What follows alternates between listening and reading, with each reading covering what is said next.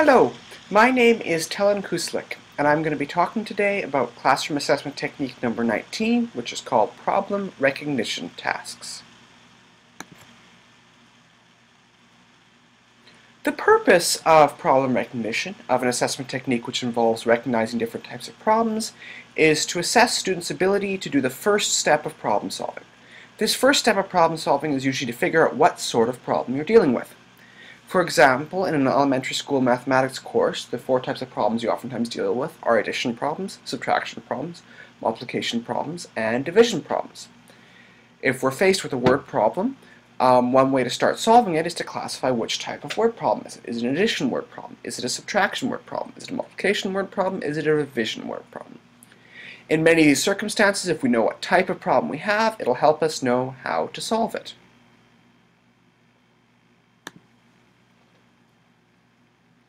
So now I'm going to talk a little bit about how we would implement this classroom assessment technique. The first step in implementing it is to create a problem recognition instrument. We're going to create a list of problem types that we want students to be able to recognize. The idea is these problem types in this elementary school mathematics example will be addition, subtraction, multiplication, and division. We first start with that list of types. The next step is to create two or more problems of each type. Go through each type, create two or more problems that fit into that type. This will give us a list of problems. We want to make sure when we do this that every problem in the list has no more than one type. We don't want one problem which is both an addition problem as well as a multiplication problem, for example. That will just confuse our students.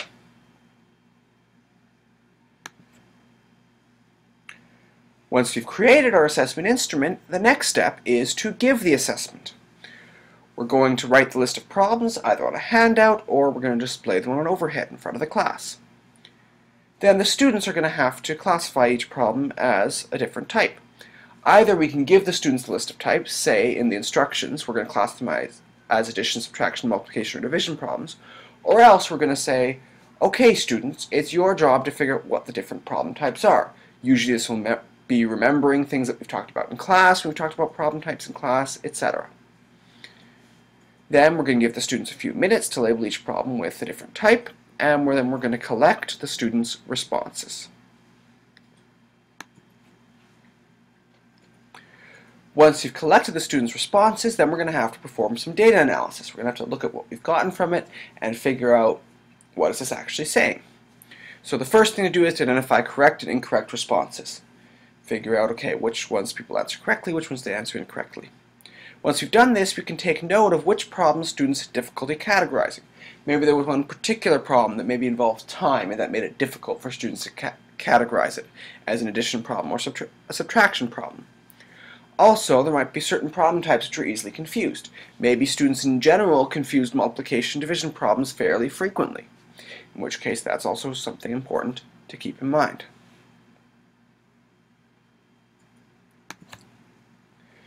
So now I'm going to talk a little bit about when and how to use this technique. There are certain courses in which this strategy will work best, in which it'll be good to use this problem recognition tasks technique.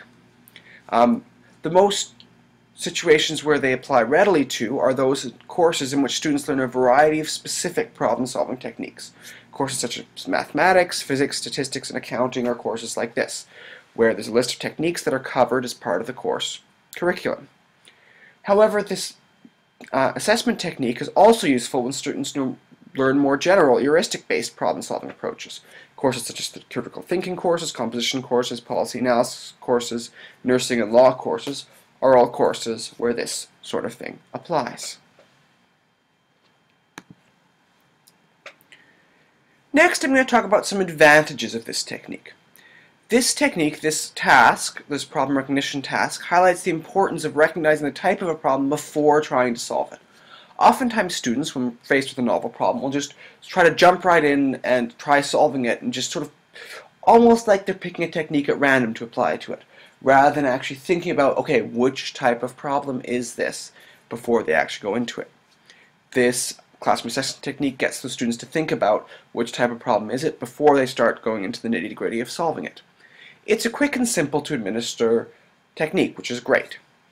It also helps students approach new and unfamiliar problems. It gets students used to seeing different types of problems they haven't seen before, The last advantage is that it provides a review of all the problem types covered in the course so far.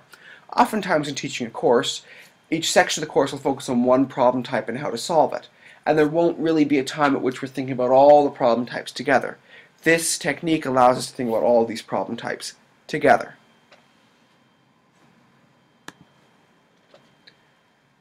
However, there are some limitations of this technique. One limitation is that most real-life problems are complicated enough they don't fit into one and only one problem type. For example, in this elementary school mathematics examples, there's some problems which require both addition as well as division. Okay, we've got two different problem types, harder to classify. A second limitation is that recognizing a problem type is only the first step in solving a problem. Just because you can recognize the problem type doesn't mean you can actually solve the problem. Third limitation is that no matter how many problem types you include in the assessment, there will always be other problem types which are missing from the assessment. For example, if you include addition, subtraction, multiplication, division, at some point the students will learn to do square root problems. If that's not one of those four problem types, it'll be more difficult for the students to approach that one. There are also some best practices we should keep in mind whenever applying this technique. The first best practice I've already mentioned is that each problem should only fall into one problem type. If it doesn't, it'll be confusing to your students. Second thing to keep in mind is that we should review our problems and the classification we've come up with a colleague in advance before giving the assessment to the students. We want to make sure that your colleague agrees with your categorization. You don't want to give the students one problem that you think is an addition problem and that your colleague thinks is a division problem.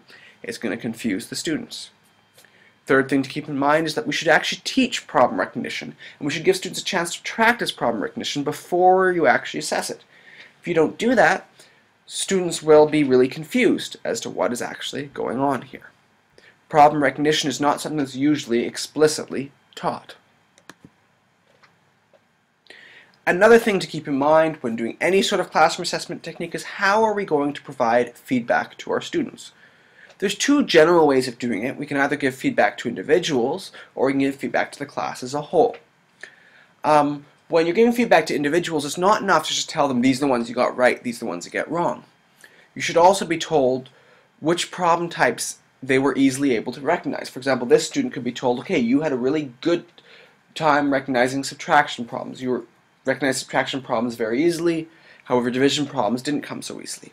When there's techniques that didn't come so easily to students, when there's the types of problems they had a harder time recognizing, they should be given suggestions as to how to recognize those problem types in the future.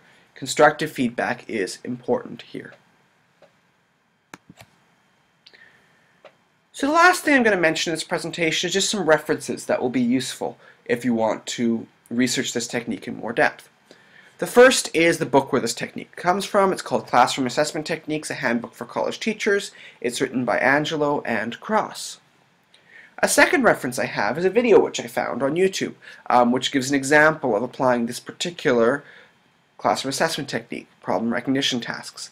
It's done by a YouTube user who's called Eileen.math, and you can find the video at this link here. The third reference I have is an article I found online which talks about specifically how to recognize addition, subtraction, multiplication, and division problems. It's called Solving Math Word Problems in Elementary Grades. It can be found at the link given.